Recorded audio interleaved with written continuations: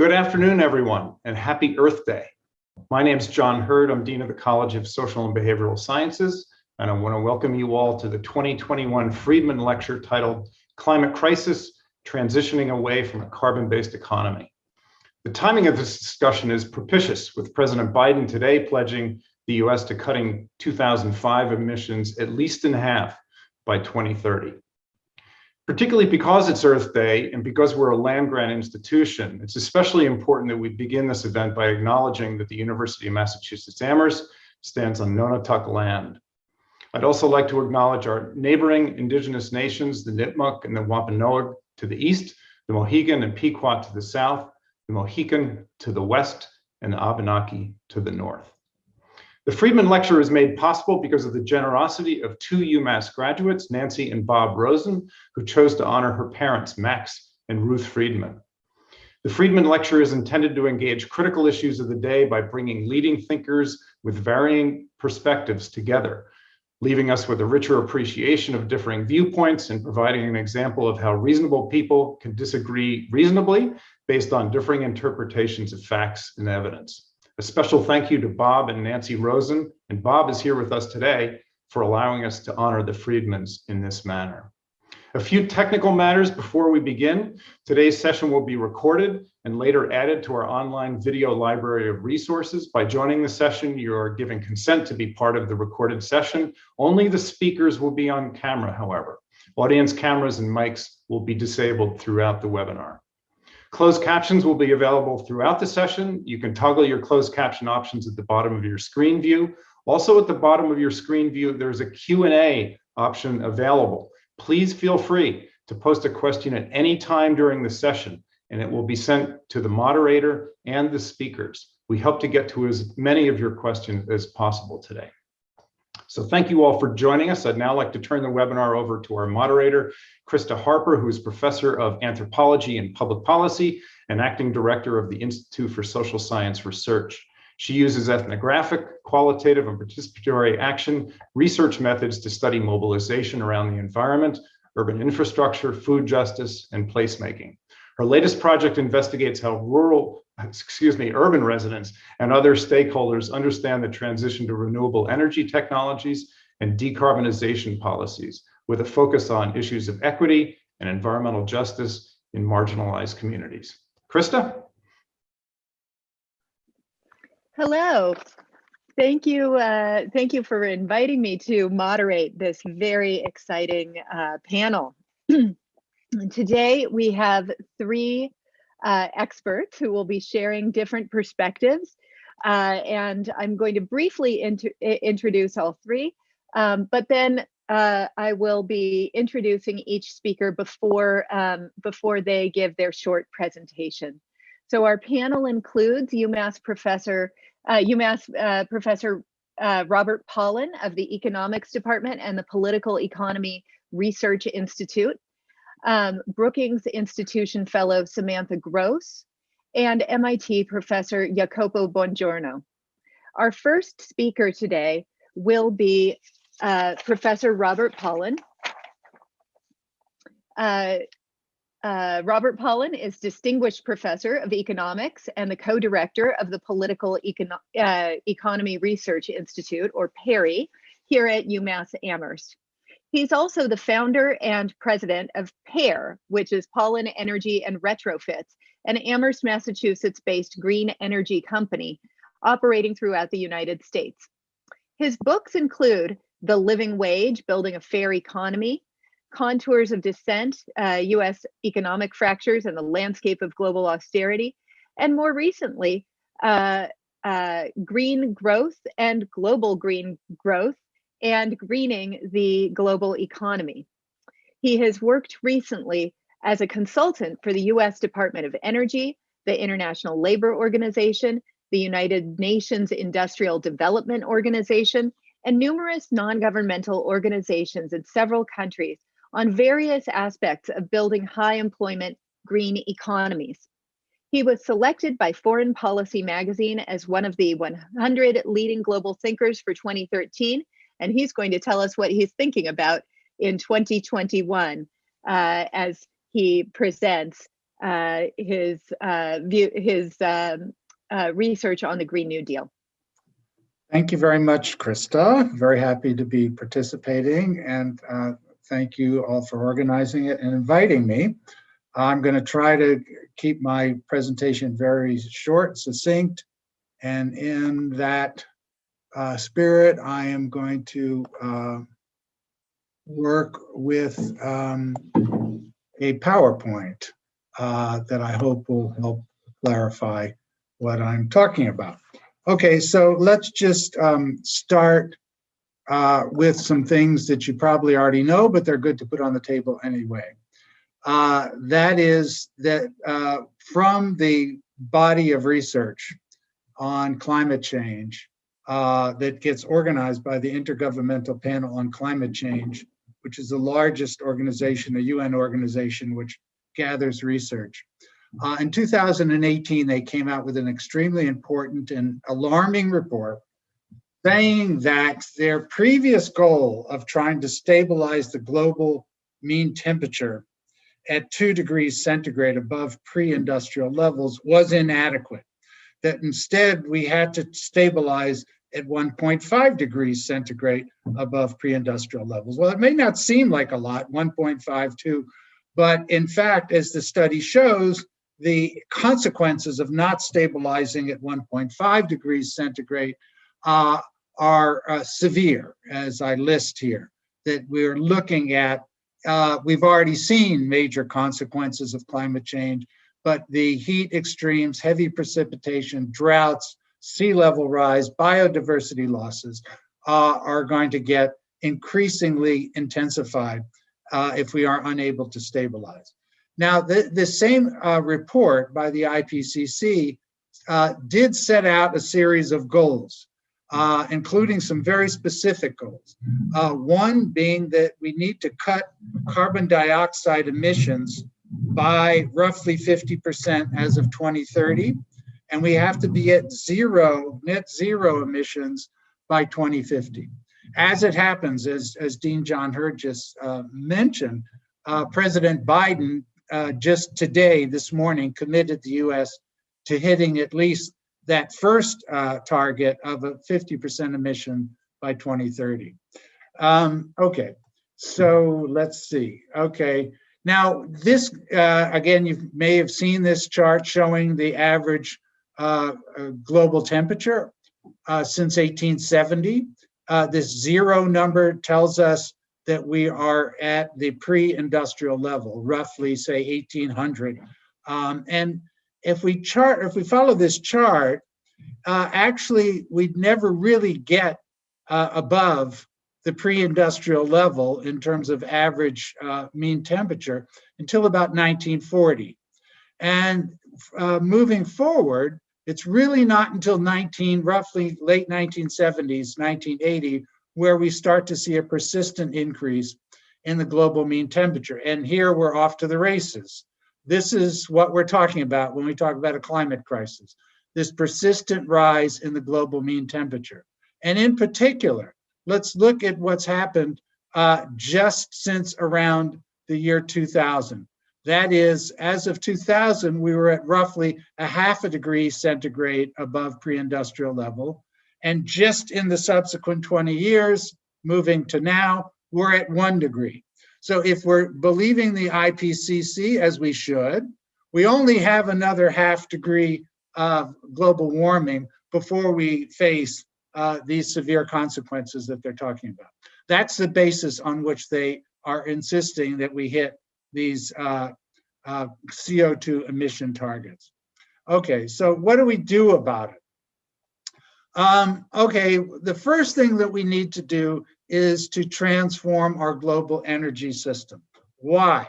Because burning oil, coal, and natural gas, burning fossil fuels to produce energy, is responsible for about 70% of all greenhouse gas emissions. And so that if we're serious about climate stabilization, the first and foremost thing we have to do is stop burning fossil fuels. And we can think about a total elimination of fossil fuels over the next 30 years, which isn't a daunting task if you just think about it in terms of the math. it means about a 3.5% absolute cut in emissions per year relative to existing levels. Now, we burn fossil fuels because they produce energy, which makes our economies go.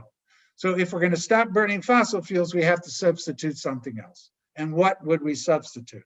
What I would argue for is that the primary sources of alternative energies, of building a clean, green, low emissions energy system has two components. Raising energy efficiency standards dramatically in buildings, in transportation systems, and in industrial activity. That is making buildings way more efficient, using public transportation and using more efficient vehicles, and industrial machinery, combined heat and power systems, not waste heat, so forth. And then secondly, yes, we stabilize consumption by energy efficiency, investing in energy efficiency, and then we still need an alternative energy source. And here I would argue that the primary low carbon energy source should be renewable energy, solar, wind, geothermal, to some extent, small scale hydro, and low emissions bioenergy. Now, modeling I've done, and other people have similar models independently of mine, but modeling that I myself have done estimates that if we spend about 2.5% of global economic activity, GDP, the acronym, but overall spending in the global economy, about 2.5% per year investing in energy efficiency and renewables would enable us to hit a zero emissions target by 2050. And now we're at roughly 0.5% of GDP, so we have to ratchet it up. Okay, now I'll say something a little more controversial relative to the other panelists who I have a lot of respect for. You'll notice that I said the low carbon energy option that I think is the most viable moving forward is energy efficiency and renewables. Why?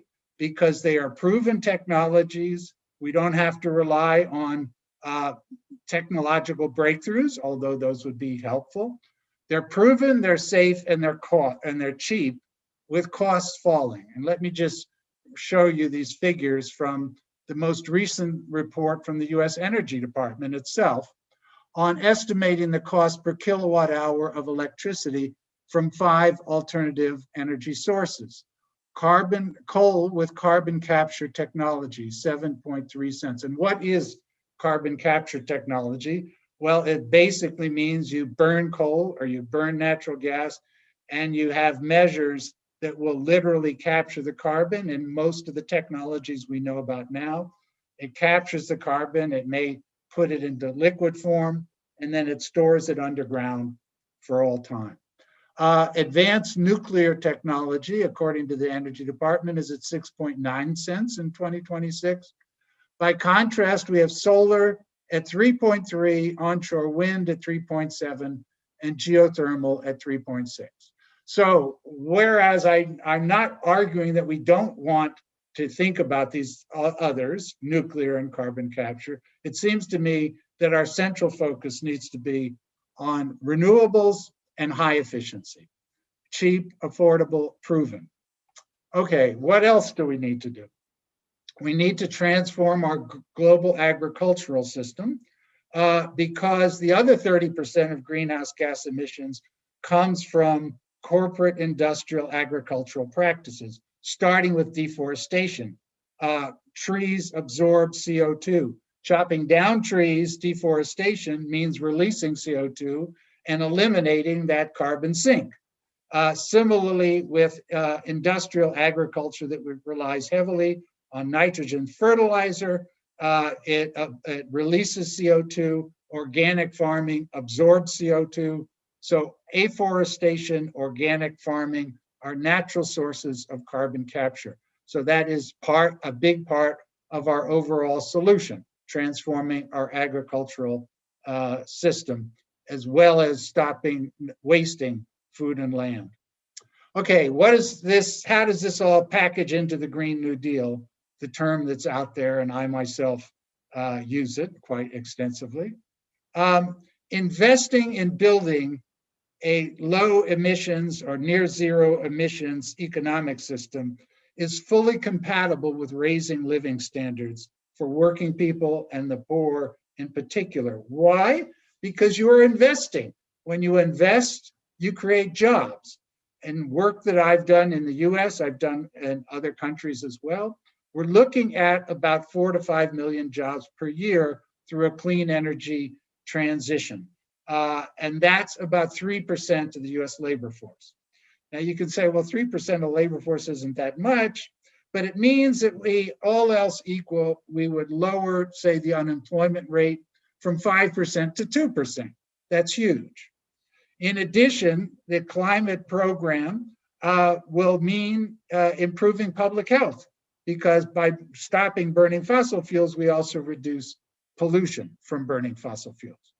We also create opportunities for alternative ownership forms, for small-scale cooperatives, for community ownerships.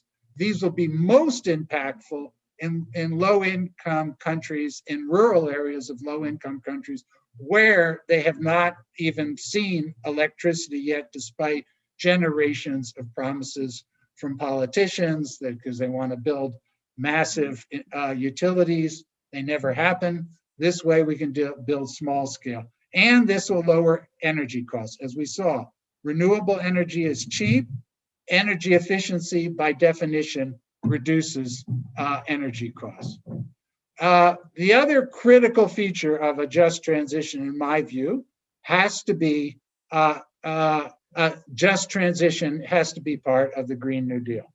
And what do I mean by that? Well, workers and the communities that are dependent on fossil fuels now, on the fossil fuel industry, will be hurt, right? Because we are transitioning out. So we have to be able to provide for these workers and communities. And for workers, what I've studied is the provisions of pensions, job guarantees, equal pay guarantee, retraining, and relocation as needed.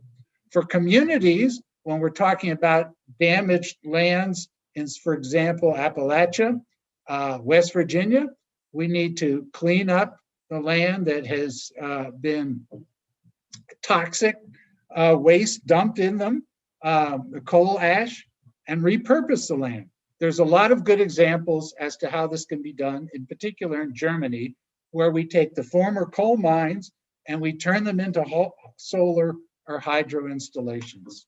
So the Green New Deal is a project that can transition us, stabilize the climate. It is also a project that can work right now in terms of expanding job opportunities coming out of the severe recession that we've all experienced. And then long-term, it is a project consistent with the spirit of the New Deal of raising living standards, expanding decent work opportunities, fighting poverty.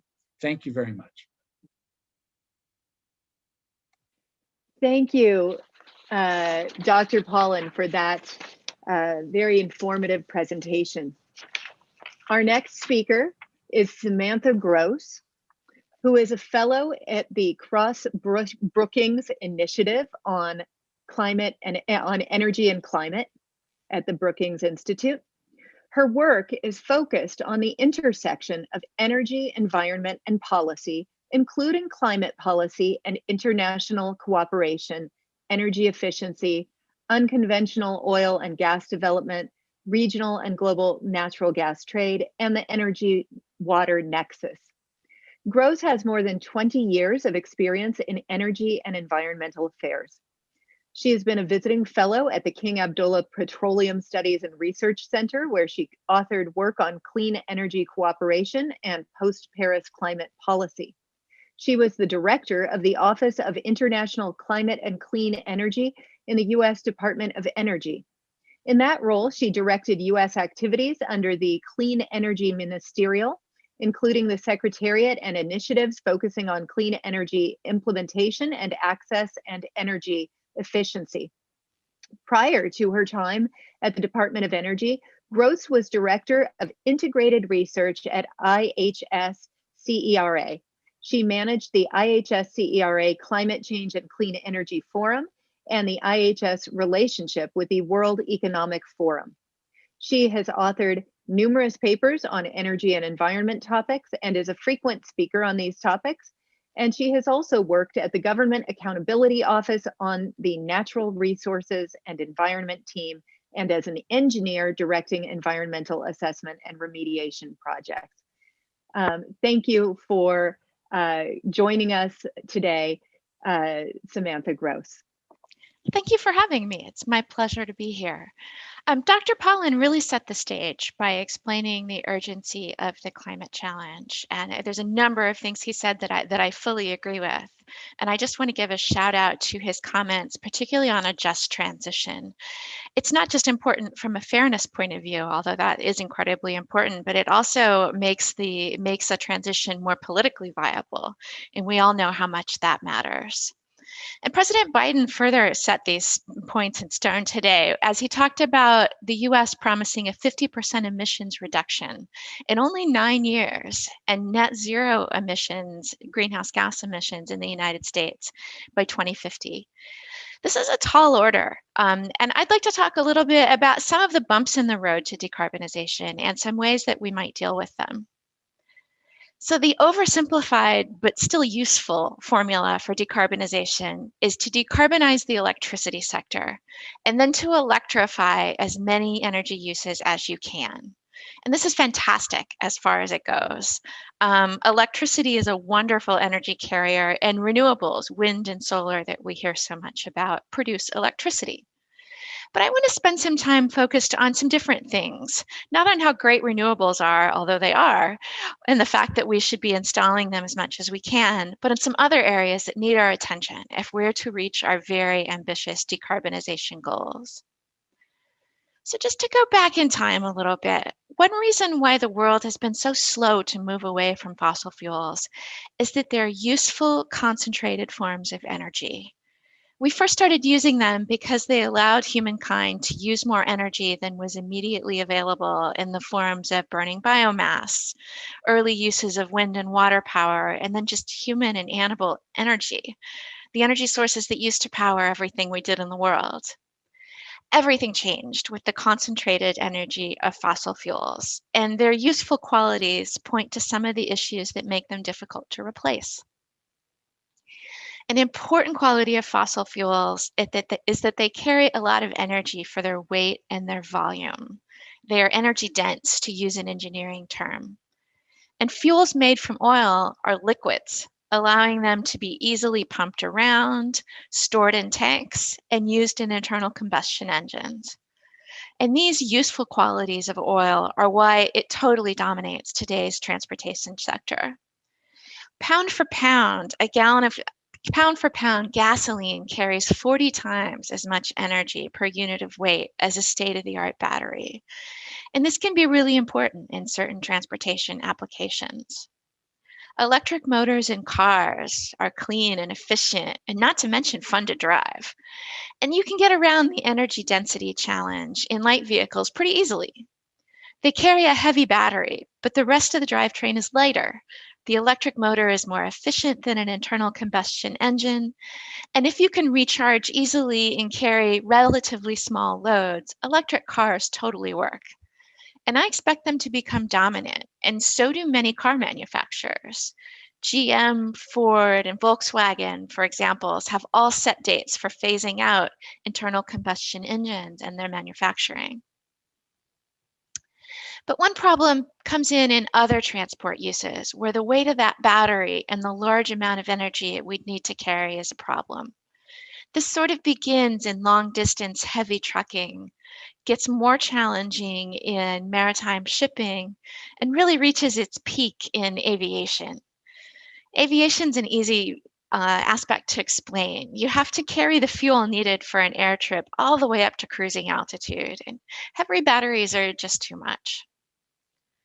Another area where electricity fails us, unfortunately, is a few applications in industry. One of those applications is when you need really high heat, more than about 400 degrees centigrade. At that point, you really need to burn something. And today, that's something that we burn as fossil fuels. Some industries also release CO2, the primary greenhouse gas, not from just their energy use, but also as part of the chemistry of the process. Steel, cement, and some industrial chemical raw materials that make everything from plastics to the clothing that we wear fall into this category. And additionally, efficiency is money in industry, and industries don't always invest in all the efficiency that they could, but many do. And just as an example, many newer steel plants are actually approaching the thermodynamic limits of efficiency. And so there's not a lot more room for efficiency to help us in the decarbonization there. And I don't bring up these exceptions to be pessimistic and to say that we can't deal with them, or in any way to say that a world that primarily uses renewables isn't a good thing. We can and we must deal with these exceptions, and we have ways of doing that. Hydrogen and fuels made from hydrogen and carbon, some limited biofuels because of concerns about land use, and even ammonia used as a fuel are all options. I bring up these exceptions, excuse me, to dispel the idea that wind and solar, with maybe some batteries mixed in, are sufficient to deal with climate change. They just aren't. And solutions to some of these challenges are further along than others, meaning that we still need to focus on research and development and piloting new technology. And I also want to say that we need to keep an open mind about technology. Just as an example, carbon capture and storage, as Dr. Pollin mentioned earlier, sometimes gets a bad rap. Aren't we just avoiding or prolonging the use of fossil fuels by pumping CO2 underground? But my view is it is expensive, but the question on expensive is compared to what? And we're going to need it in some industries that are difficult to decarbonize in any other way. For example, cement is everywhere and will remain so as we build the new infrastructure that we need in our lower carbon society. But the chemistry of cement production releases CO2, and carbon capture is the most likely and probably the least expensive way of dealing with it. So too much emphasis on purity of solutions could prevent us from achieving our climate goals, and nobody wants that. Just as an example, I'm living and working in Berlin right now. I'm on a fellowship looking at the implementation of the European Green Deal. And I see exactly that situation playing out here in Germany. Certain technologies, especially carbon capture and storage and nuclear power, are socially unacceptable here. And the German plan to meet very ambitious European decarbonization plans, they're entirely focused on renewable electricity and hydrogen produced from renewables. And it's a lovely plan, but it's likely to be a rather expensive way to go. But my bigger concern is that it doesn't leave any room for error. Whereas in the US, I see different thinking. I see academics and government putting forward suites of plans that with different pathways for us to get to net zero as a country. And that way, if we hit some sort of roadblock, political, technical, or otherwise, we can go with another pathway. We can switch directions. And this is indicative of something I like about Americans in general. Our tendency to focus on what works and just getting stuff done. It's kind of refreshing. And in this context, I actually think it's also more effective. And speaking of political roadblocks, I also want to bring up one other that I don't hear nearly enough about, and I want people to understand. We think of political roadblocks as happening in Congress, and that's certainly the case. But another political roadblock is in public acceptance. Everybody likes renewable power in the abstract. Excuse me, what's not to like about getting energy from wind and sun? But like any other form of infrastructure, nobody wants it in their backyard. An energy system based on renewables is still a big industrial system with big industrial things, and we can't forget that. And we need to build a lot, not just wind and solar generation, but also the transmission lines that move power from windy or sunny areas to areas that need the power. And the whole power system will have to be larger than it is today as we electrify more uses of energy, like I mentioned at the beginning of this talk. for instance, transportation. But today, wind and solar projects and also transmission projects very frequently face public opposition. Nobody wants to look at big projects. And I completely agree that some land should be off limits for a ton of different reasons. Everything from preserving wildlife to agriculture, maintaining a beautiful view, maintaining wilderness. It's best to build the new infrastructure that we need on lands that are already degraded. Putting solar on top of buildings and parking lots. There are a lot of lands we can use, but they're not likely to be enough. And today, decisions about whether renewable energy projects go forward are often made very locally at the municipality or county level. And that's good because it allows public participation, but local governments in general don't have the capacity to consider the big picture of whether a project is needed or how to make trade-offs in building a project here or perhaps locating it somewhere else. In my opinion, the federal government, working with the states and stakeholders, could do a lot of good by designating areas for renewable energy development and also designated areas where it's not appropriate, and then speeding along the permitting process for the new infrastructure that we'll need in our decarbonized world.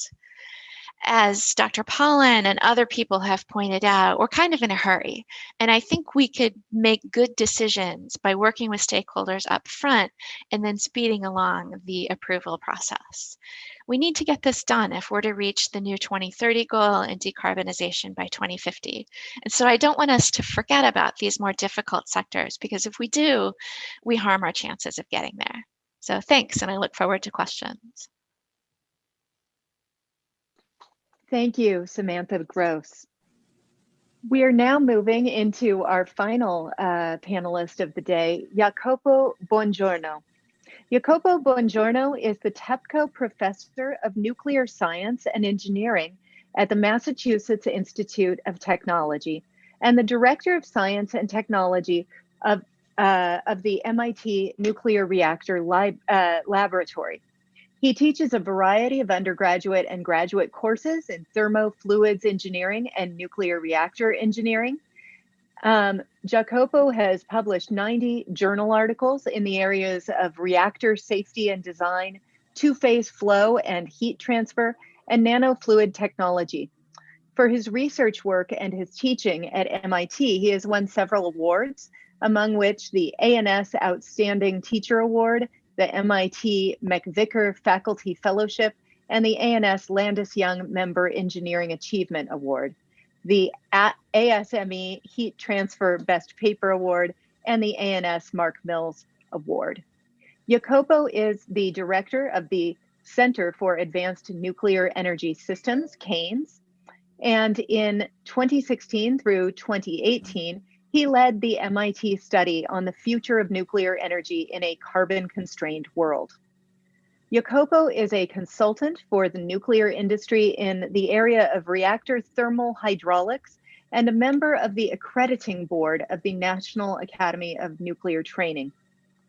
He is also a member of the Secretary of Energy Advisory Board Space Working Group, a fellow of the American Nuclear Society, a member of the American Society of Mechanical Engineers, and a past member of the Naval Studies Board, and a participant in the Defense Science Study Group. Welcome to this panel, Professor Bongiorno. Krista, thank you for the introduction and for inviting me. Happy Earth Day to everybody. I hope you can hear me and see me clearly. Samantha, thank you also, and Robert, for your remarks. You've set up the stage perfectly for discussing what I plan to discuss here. I'm going to share some slides that will help in the conversation. Krista, can you clearly see? Yes. All right, very good. So I would like to discuss the value proposition of nuclear energy in a world that seeks to decarbonize its energy system. And the first point I want to make is that nuclear is already currently the backbone of our low carbon energy infrastructure in the US, in Europe, and in other important regions of the world. What is shown here is the share of carbon-free electricity sources, so nuclear, hydro, solar, and wind, excluding natural gas, excluding coal and other emitting technologies in the world to the left, the US, China, EU, and then the Republic of Korea, which is where I gave a similar presentation recently. And you see that roughly half of our carbon-free or low-carbon electricity worldwide currently comes from hydro, about a third, a little bit less than a third from nuclear, and about 20% from solar and wind. However, in the US and in Europe, over half of our carbon-free electricity currently comes from nuclear. If indeed we are serious about decarbonizing our power sector, as was announced earlier today by the Biden administration, the first priority is really not to lose ground and therefore preserve the nuclear capacity that we already have. In places like China, most of the carbon-free electricity comes from hydro, as you see there, and then nuclear and solar in different proportions. What are the trends worldwide? We're seeing nuclear growing very robustly in China, India, Russia, and the Middle East. Combined, they constitute about half of the world's economy. We're seeing a modest decline in Western Europe, in Japan, and the US for different reasons. In the US, however, there is growing consensus that nuclear can play a big role in a low-carbon world beyond the power grid, as I will explain later. It's been very interesting to observe the diversity of stakeholders that have actually come out very publicly saying nuclear has to be part of a well-balanced portfolio of low-carbon energy technologies that will get us to the finish line, that will get us to the decarbonization targets that were described in the first presentation today. The stakeholders include prominent climatologists like James Anson, MIT's own Carrie Emanuel, captains of industry like Bill Gates, who happens to be also an investor in an advanced nuclear energy company. Traditionally, nuclear skeptical NGOs like the Union of Concerned Scientists, and then maybe my favorite category, which is often badmouthed, the politicians, the decision makers in Washington. They disagree on virtually everything. There are a couple of things that they agree on, and they do agree that nuclear has an important role to play. It's interesting to observe the dynamics on nuclear energy. The two parties really come to it from different angles. For the Democrats, it's primarily the desire to use nuclear as part of the toolkit to decarbonize, but the Republicans is mostly the business opportunities that might arise from deploying more nuclear capacity in the US and export. In any case, just yesterday or the day before yesterday, there was a joint letter from senior Democratic and Republican senators to President Biden urging the administration to preserve the current nuclear capacity and investing in advanced nuclear. Now, there is no shortage of challenges for nuclear. The one that I'm going to highlight here is, in my opinion, the most important, that is really sort of constraining the growth of nuclear, particularly in the US. And it has to do with what I'm going to call the business model for nuclear.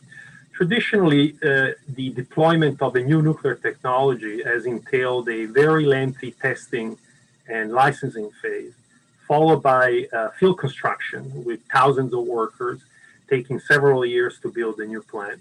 And then once that plant is built, typically it's a very large machine, it's a gigawatt scale machine, so 1,000 megawatts, produces a lot of energy, and it's connected to the electric grid. And once the electrons are circulating on the grid, they are the ultimate commodity. Nobody cares where they're really coming from, unless there is a policy that says that electrons coming from certain energy sources are better than the others.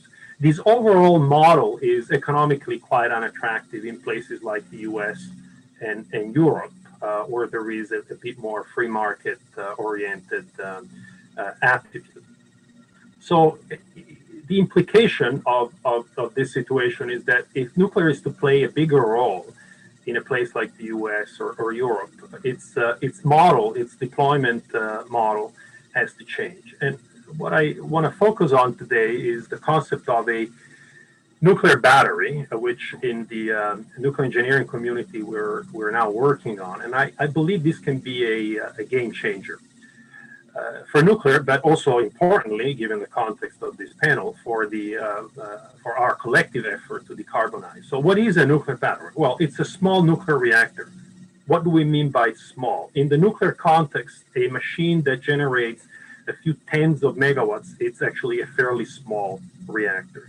Now, nuclear reactors are heat sources, and so if you have a customer that requires heat, not electricity, as Samantha was just describing, a nuclear reactor can provide that energy directly, that heat directly. Or you can use the heat and through a power conversion unit and basically turn it into electricity. But you get of the order of, say, 10 to 20 megawatts. It's carbon free because nuclear does not emit CO2 in the process. These machines are being designed to be dry cool so that you don't have to use water for cooling, given the desire to reduce the use of water and the scarcity of water in many regions of the world. This is certainly a positive feature. Importantly, from a cost point of view, these would be entirely standardized reactor designs or machines. They would be factory built, and factories are high productivity environments. They can make a lot of things quickly and cost effectively, as opposed to construction sites, which are low productivity environment. It takes months, years to build big things. And quite frankly, in the West, what we've found in one of the studies that was mentioned earlier, we have found that actually the productivity of the construction site in a place like the US has been declining since the 1960s. So you don't want the construction sector, to build your plants. You actually want factories to build your plants. Because of the small physical size, a nuclear battery would be transportable. You see the scale here in the image. It would basically be transportable within a standard container. It would have plug and play connection, so within days or weeks, the customer would be able to get heat and electricity as needed. And because of economic reasons, they're being designed to be essentially semi-autonomous. There is a lot of advanced controls and machine learning that methodologies that can be used to make these machines essentially not needing operators. Very importantly, they would be able to operate for, say, 5 to 10 years and produce energy on demand without any intermittency. And then the refueling, basically the shuffling in and out of new nuclear fuel would occur off-site. So the customer would send back his nuclear battery to a central facility where that fuel would be removed and replaced. And so the implication is that there is no need for an on-site storage of radioactive material, which from a social acceptance point of view is a good thing.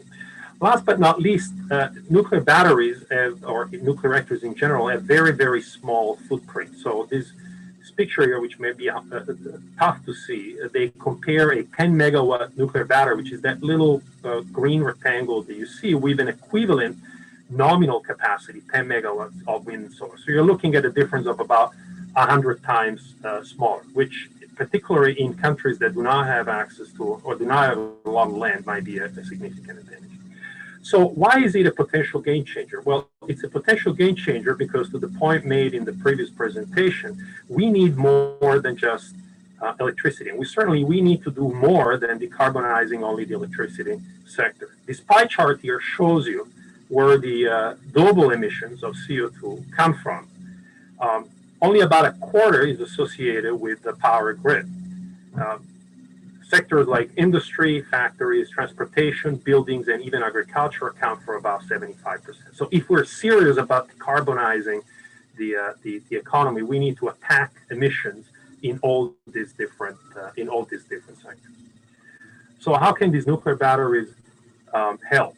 Well, they have the potential to essentially power and provide energy to every sector of the economy. I'm going to give you some examples here.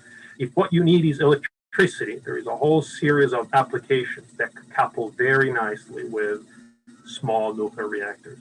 Things like desalination plants. There is a great expanding market, particularly in places that are arid, that do not have a lot of freshwater resources, for an expanded capacity of water desalination. And the method of water desalination that is most cost effective is called reverse osmosis, and guess what? It requires electricity. So you could co-locate nuclear batteries with desalination plants.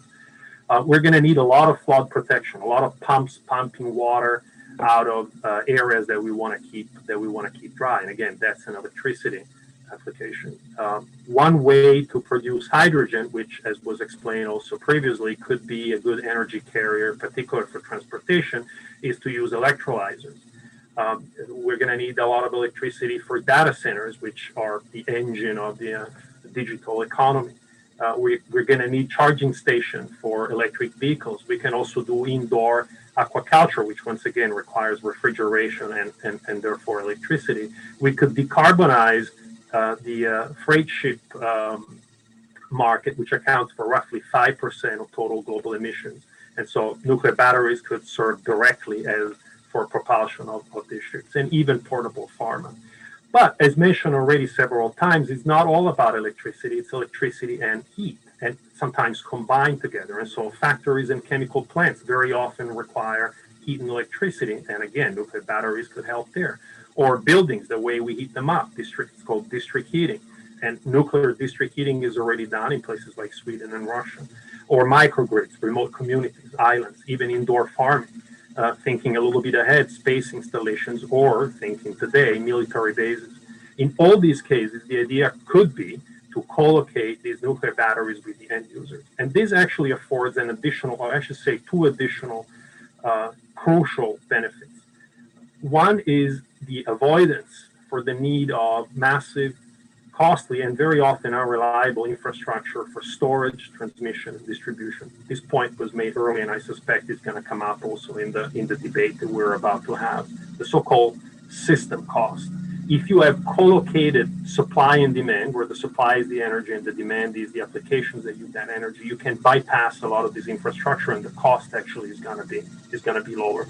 And the second advantage is really the reliability. By having a more distributed network of energy sources, you can avoid system-level failures that we've seen often in large regions of the U.S. or other countries that have blackouts, because they are essentially at the mercy of a big grid. So I'm going to leave you with this slide, which at least in my community is somewhat provocative. So the top image there shows what a large nuclear power plant looks like now. As I made the point at the beginning, we need to preserve the existing fleet. They are actually cost-effective and very reliable energy generators of carbon-free electricity. But I think in order to decarbonize many other sectors of the economy, this idea of going small, more miniaturized nuclear reactor can be quite helpful. The last point I'm going to make, and once again, I suspect this is going to come up in the next few minutes, is there is no one-size-fits-all. It's very, very important that we keep all our technology options open, because the goal is a lofty one, not just for 2030, but for 2050. And so we cannot afford to throw away technology options that can get us to that finish line. So with that, I'll stop sharing and give the ball back to Krista. Hello. So thank you, Jacopo, for your presentation. And we're starting to get a lot of questions in the question and answer. And some folks have sent in questions in advance.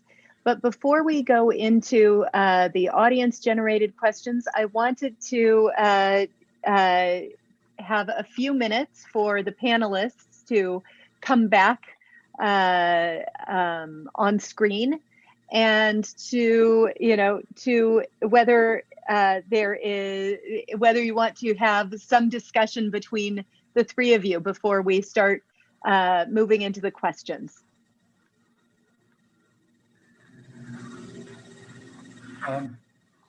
I'll just raise, well, first of all, thank you, Jacopo and Samantha, for excellent presentations. And I knew we would probably disagree, and we do. I think we all share the ultimate goal of climate stabilization.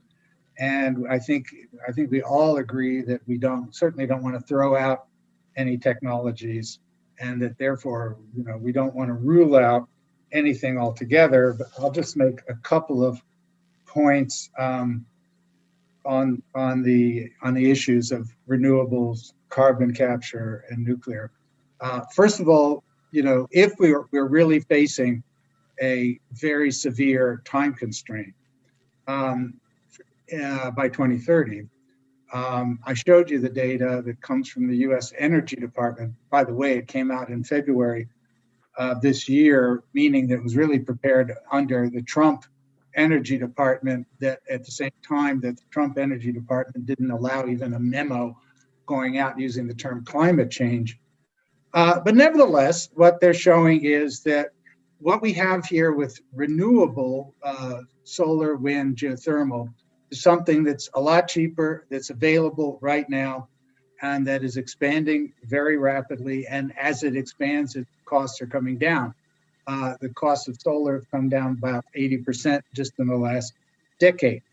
So it seems to me that that should be our cornerstone, in addition to energy efficiency. I mean, the most recent research and the research over the last decade, I mean, the International Energy Agency just put out a new study on energy efficiency possibilities. I think it's clear that we can stabilize we can stabilize energy consumption as economies grow through investing in energy efficiency. Now, carbon capture. Carbon capture as a technology, as an idea, has been around for a long time. It's been around for decades. And it is certainly the thing that the fossil fuel companies are going to support. So the notion that it doesn't have any political support, well, it may not on the streets of Berlin, but the fossil fuel companies are definitely vehemently in favor of carbon capture, and they have a lot of money to spend. And if they've been spending the money and are supporting it, and we have not succeeded in showing how this can work yet at scale, that would give me pause.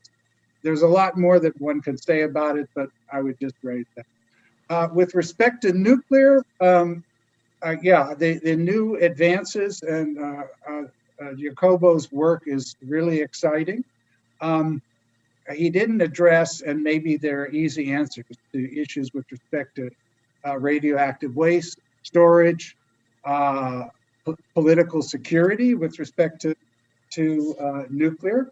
And then I would just also add the International Energy Agency, which has the most widely used global energy model, actually is very much in favor of nuclear energy moving forward. But in their most recent study, they said, let's assume we allow nuclear to remain at roughly a given existing level of global consumption, which is about 5% of total global energy consumption. Let's say it stays flat. And then what happens to energy costs, electricity costs over time as a result? Their worst case scenario was a 5% increase in electricity costs. So it doesn't, in terms of the economics, it isn't a compelling story, at least not yet. Finally, on land use, yes, that is an issue with respect to renewables. But if we look at some recent work, for example, by Professor Maura Prentice at Harvard, physics professor, she estimates that we could, not that we would, but we could supply 100% of the US energy use using 0.4% of the country's total land mass. And that could be covered almost entirely through rooftops and parking lots. That's just a heuristic. That's not saying we would do that. But the land mass issue is something that I think can be relatively easily dealt with. Robert, if I may maybe go next, Samantha, if you don't mind. Thanks, good comments. But I want to react to a couple of things. I really don't think that we should frame the decarbonization challenge as an either or. We can argue on what share of the different technology is going to constitute an optimum. But I think the mindset here should be an and. In other words, we want to add low carbon to low carbon, and they all can play a role in different sectors. No, I agree with that. I wasn't saying either or. I was saying relative proportions. Right. So a comment on cost, which is very, very important. It is true that if you just look at the levelized cost of electricity of, say, solar and wind, in places like the Southwest United States, they tend to be pretty low, or the Middle East, they tend to be pretty low.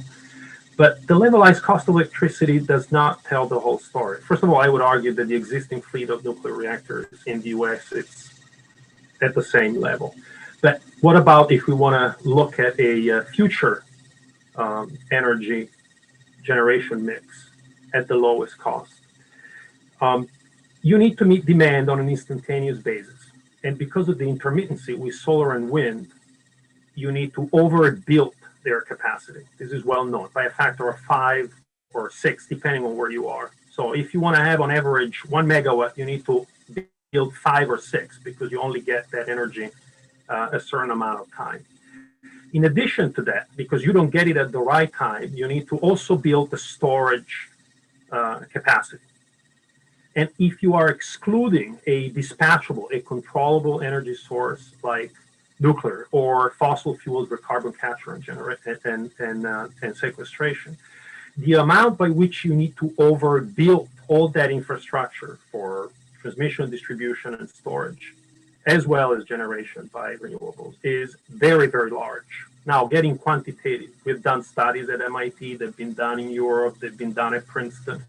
All the models show that if you're aiming for deep decarbonization, which means a reduction by a factor of 10 in the carbon intensity of the power sector, from where we are now, which is, let's say, 400 grams of CO2 per kilowatt hour, to less than 50, generation mixes that do have nuclear or something that looks like nuclear are actually manifold cheaper than all renewable generation mixes. The point, once again, here is that you need both. I'm not saying nuclear to the exclusion of renewables.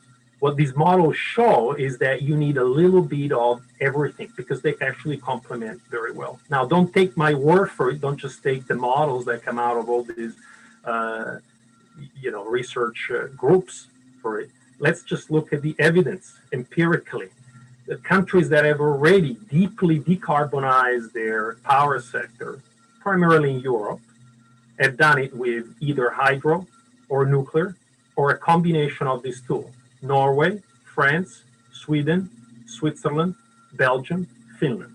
They all have either massive hydro, massive nuclear, or a combination of both. Again, I'm not blackballing solar and wind. I'm saying it's a combination of different things. I'm going to jump in because we are starting to get a lot of questions from folks in the audience. And I'm actually going to follow up with some of the questions about, there was quite a bubbling up of questions about the nuclear battery technology. And in particular, maybe, Krista, why don't you let Samantha respond for, because the two of us have responded. For symmetry. Yes, yes. I certainly can, but I'll keep it quick because I don't want to ace the audience out of time. The one thing that I will say is that renewables are certainly the cornerstone. They might even be the whole foundation of this building, but they can't quite do everything for a lot of the reasons that Jacopo and I have discussed. But I want to say a couple of words about carbon capture and storage, just really briefly. And yet, carbon capture and storage used to continue the willy-nilly use of fossil fuels is dumb. It's expensive, and we have other things that do that better.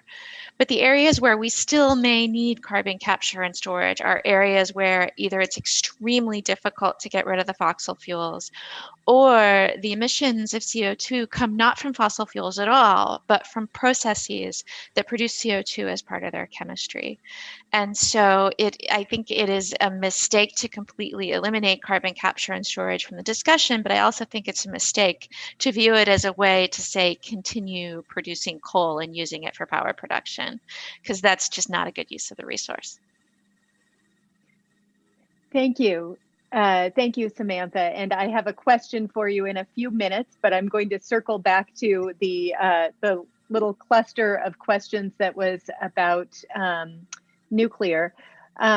So there was one question from Mia Grifalconi. Please discuss the safety aspects of nuclear batteries. There were a lot of related questions that were concerned with with health concerns or with the carbon footprint of creating and breaking down the nuclear batteries. And then there's also several questions, including one from Bob Rosen, that is, what type of security do these small nuclear power plants or batteries, what kind of security would they need? And is it a risk for terrorism? Yeah, excellent set of questions and expected. Let me start with an easy one. The life cycle emissions associated with different energy sources has been analyzed many times, and you have essentially two clusters. On the one end, you have nuclear and renewables. They tend to have very low overall emissions, including everything from manufacturing to operation to decommissioning. And then, of course, you have the fossil fuels, which without carbon capture and sequestration tend to have very high emissions. So the nuclear batteries are no exception there. They are just another way of doing nuclear, and so they have very, very little emissions overall over the life cycle. On safety, the technology evolves, and so they're being designed such that accidents like Fukushima, 3 Mile Island, and Chernobyl are just physically impossible. I could, obviously this is my area, so I can entertain for half an hour, but I'm going to keep it very, very short. It's a combination of inherent features of the reactors themselves, plus some engineered safety systems that do not require any external intervention, that essentially eliminate all classes of abnormal situations and accidents. And so they're very, very robust. And this addresses also partially, not entirely, the question of security, which is a great one. In my opinion, only one of the few showstoppers for this idea of the nuclear battery. So how do you secure a nuclear reactor that is now not, in a centralized installation, but it's a network of them? And so the question is, the answer is that you certainly start with applications where there is already a certain level of inherent security. So in factories or other installations at military bases or certain communities that are already protecting their vital infrastructure, the addition of the nuclear battery would not be an additional burden.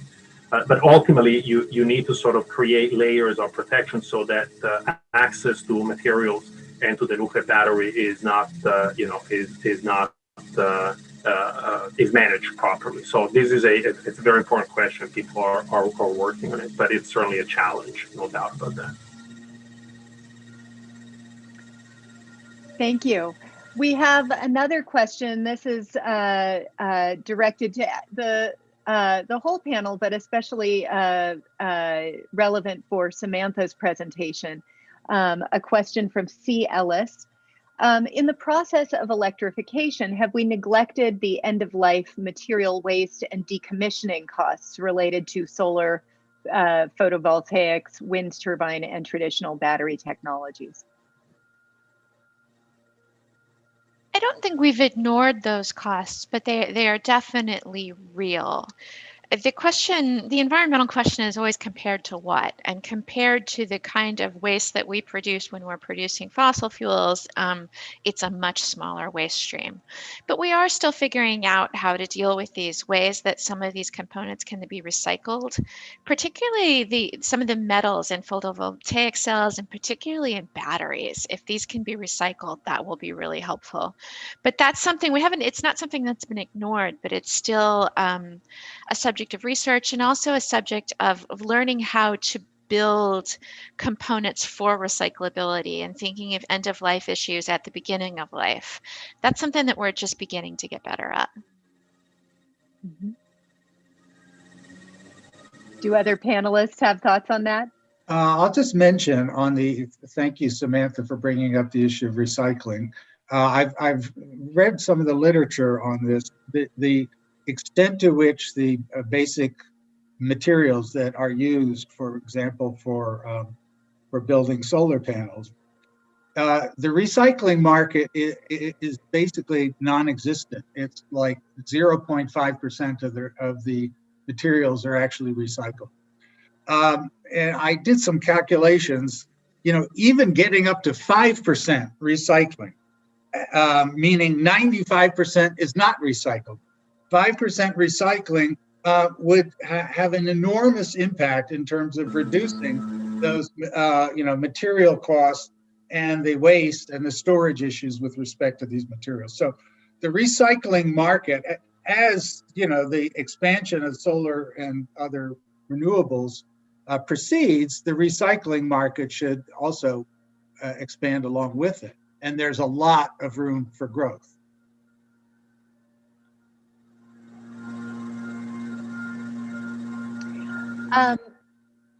I'm going to scroll back to some of the questions that came in earlier in the session during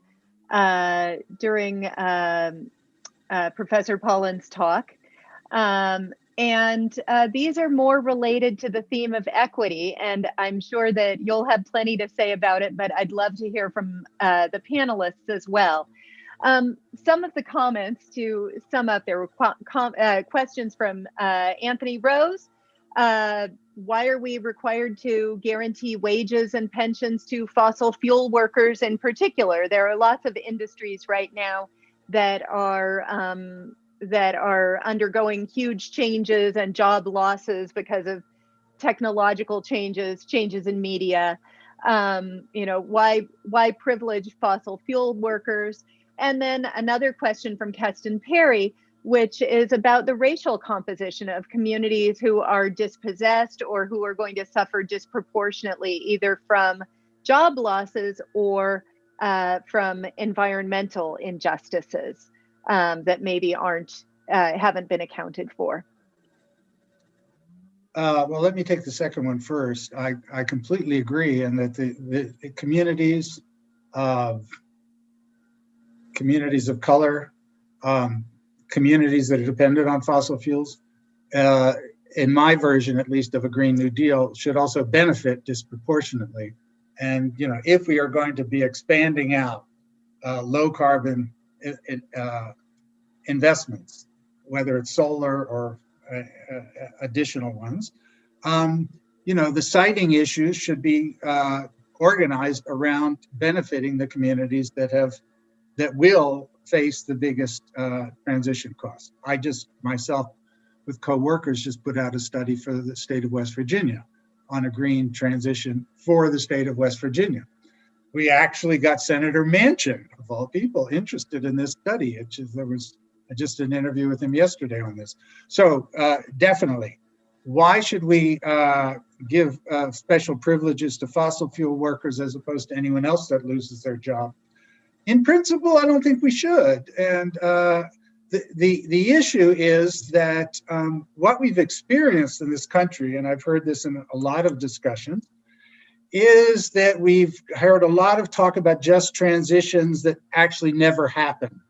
For example, the Trade Adjustment Assistance Program by union people is called burial insurance. It's the trivial stuff that doesn't do anything to help anybody. It's just to assuage consciences. So we need a robust just transition. It's going to be easy to do it for the fossil fuel industry. And so let's start there and make it work, and then expand out.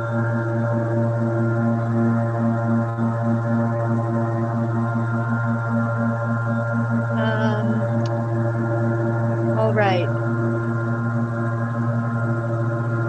Other panelists, and Jacopo, I think there's some background noise in your.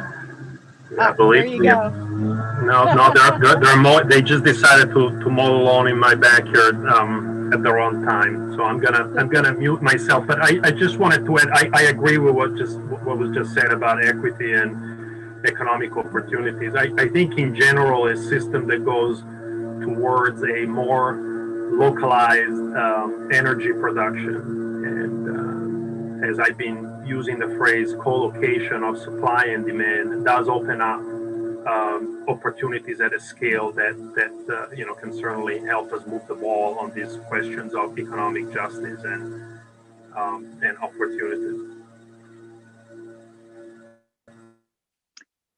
And I think we have time for one last sort of question that appeared in the Q&A, and that actually was something that we talked about the very first time that we got together to plan this panel, which is the very debate, the debate over the terminology that we would use itself. So one attendee, is interested in the terminology carbon free, or using zero carbon, low carbon, the terminology for these different approaches to bringing down, decarbonizing our power system. So maybe we'll have folks from the panel just give some of their thoughts on how we came up with the terminology and the debates that we were that you were privy to.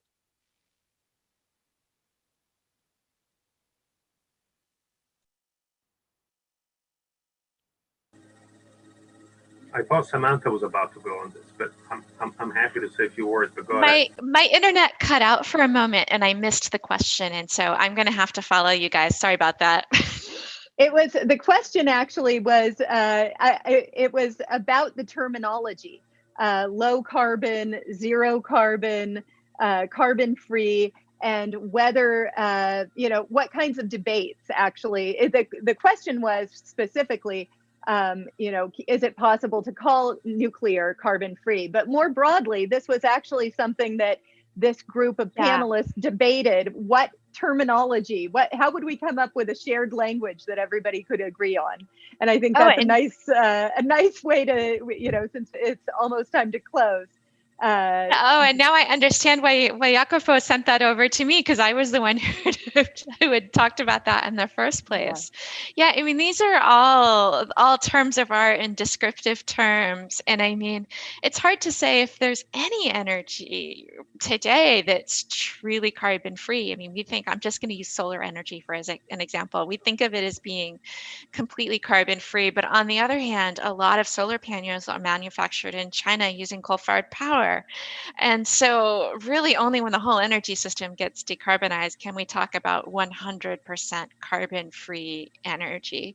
But in the meantime, I do like to use words that are as descriptive as possible: zero carbon, low carbon, renewable versus zero carbon. There's a lot of different terms and they mean different things to different people.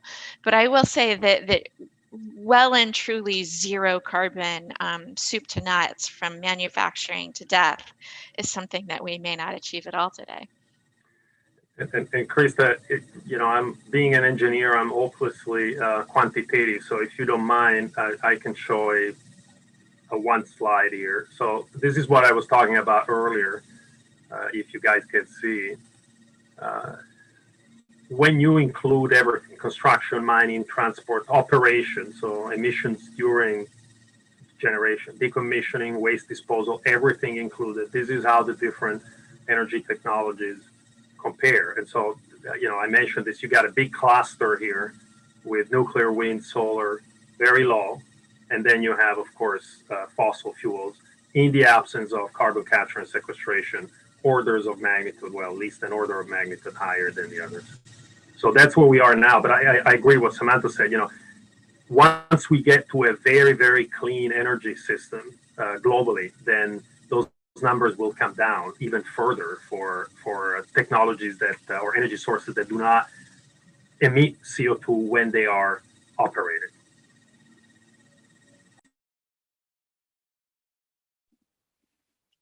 Bob, you want to weigh in? Yeah, I will just also add that therefore carbon capture will be necessary in order for us to be at absolute zero emissions, and in fact negative emissions. Absorption of the existing stock of carbon is also important, and the proven technology there is planting trees.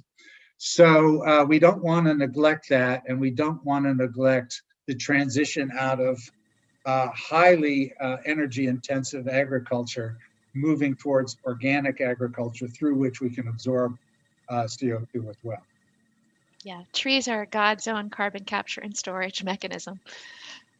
Amen. Isn't it nice to end on an agreement note? Exactly. We And do our you've best also- here. Yes, and you also worked in a theme that there were more questions about. So bonus points for that, everyone. All right, well, thank you for coming today. I'm going to pass it to John Hurd to close the session. Thanks, Krista, and thank you all for attending today, and thanks to you and our panelists for a really great discussion and a great ending as well.